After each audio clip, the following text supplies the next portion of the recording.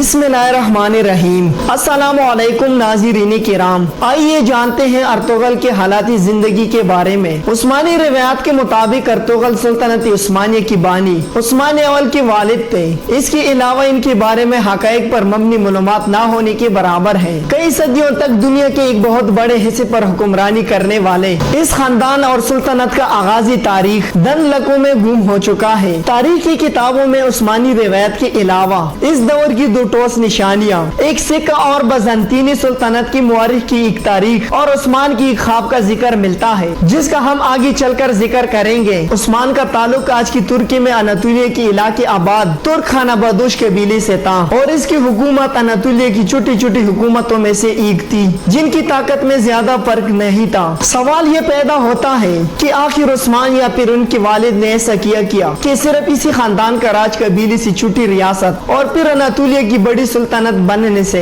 तीन बरआज़मों में पहला और फिर खिलाफत में तब्दील हुआ। सुल्तानत उस्मानी की बुनियाद 14वीं सदी के अवल में रखी गई और ये 20वीं सदी में खत्म हुई। इस दौरान एक ही खानदान से ताल्लुक रखने वाले 37 सुल्तान इस नशिस्त पर बैठे। एक मुआरिख के मुताबिक किसी खानदान का मुसलसल इतनी देर हुकूमत करना मुआजिज़ से कम नहीं है। मुआरिख कैरोलाइन फैनकल अपनी किताब उस्मान का ख्वाब सुल्तानत उस्मानी की कहानी में लिखती है कि उस्मानियों की कामयाबी की वजूहात कुछ भी हो, लेकिन इनकी अनातोलिया वो इलाका जो किसी हद तक आज की तुर्की की हुदूद से मुताबिकत रखता है। मैं अपने हमसायों के साथ 2 सदियों पर फैली हुई लड़ाई इतनी सख्ती। मुआरिख स्टैनफोर्ड जेशा अपनी किताब सुल्तानत उस्मानी की तारीख और जदीद तुर्की में इस रिवायत का जिक्र करते हुए लिखते हैं कि सुल्तानत उस्मानी की शुरुआत तारीख की तलीब इल्मों के लिए हमेशा से अहम सवाल रहा है, लेकिन इस दौर की ज़राए की कमी और बाद के अदवार में लिखी गई रिवायत में तजाद की वजह से पूरी यकीन से कुछ कहना मुश्किल है। उन्होंने इसी मशहूर रिवायत को बयान करते हुए लिखा कि उस्मानियों का जद अमजद सलमान शाह थे, जो कई कबीले के सरदार थे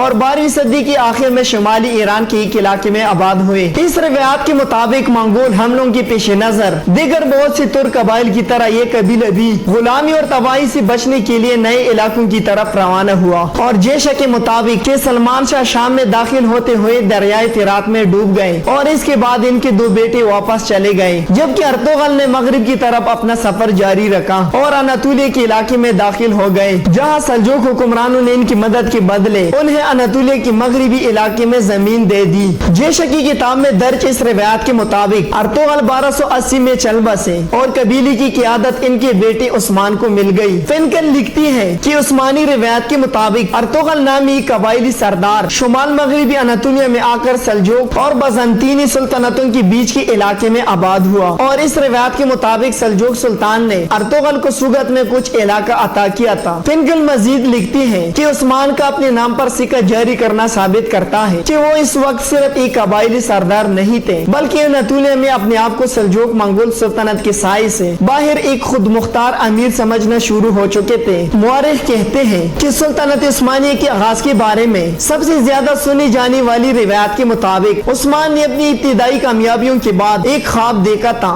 इस ख्वाब में उन्होंने देखा कि एक दरवेश शेख अदीबारी के सीने से चांद नमूदार होता है और इसे अपने सीने में दाखिल हो जाता है। इसके साथ ही इस पेड़ से एक बहुत बड़ा दरख्त निकलता है, जिसका साया पूरी दुनिया पर छा जाता है। इस दरख्त की शाखों के नीचे चश्मे बहते हैं, जिनसे लोग पानी पीते हैं और कैद से राब होते हैं। उस्मान ने जब शेख अदीबारी से ताबीर पूछी तो उन्होंने कहा कि खुदा ने उस्मान और इसके औलाद को दुनिया की हुक्मरानी के लिए चुन लिया है। फिनकल लिखती है कि इब्तिदाई उस्मानी सुल्तानों को अपने आगाज की तारीख मालूम करने से ज्यादा दिलचस्पी दूसरों पर हुकूमत के अपने हक को साबित करने में थी और इनके नजदीक इनकी सुल्तानत का आगाज एक ख्वाब से हुआ था, जो उस्मान ने एक बुजुर्ग दरवेश के घर में क़ियाम के दौरान देखा था। वो मजीद लिखती है कि इस ख्वाब की कहानी के हक में दस्तावेजी सबूत भी तारीख में मिलता है और वो ये है कि सुल्तानत उस्मानी की इब्तिदाई दौर के जमीनों की कागजात से अंदाजा होता है। इसके अलावा सुगत के इलाके, जिसके बारे में कहा जाता है कि ये अर्तुगल को सल्जूक सुल्तान से मिला था, में अर्तुगल के नाम से एक छोटी सी मस्जिद और एक मजार है, जिसके बारे में कहा जाता है कि वो अर्तुगल के बेटे ने इनके लिए बनाई और फिर जिसमें उस्मान के बेटे अरहान ने इजाफा किया। ताहम इस मस्जिद और मजार पर इतनी बार काम हुआ है कि इसकी पहली तामीर से कोई निशानी नहीं बची, इसलिए किसी इमारत के बारे में पूरी इतबार से नहीं कहा जा सकता कि ये उस्मान की दौर की है। उन्होंने मजीद लिखा कि 19वीं सदी के आखिर में सुल्तान अब्दुल हमीद दुम ने कमजोर होती हुई सुल्तानत की साख बेहतर करने के लिए अपने आबाओ अजदाद का सहारा लेने की कोशिश की और सुगत में अर्तुगल का मजार असर नो तामीर किया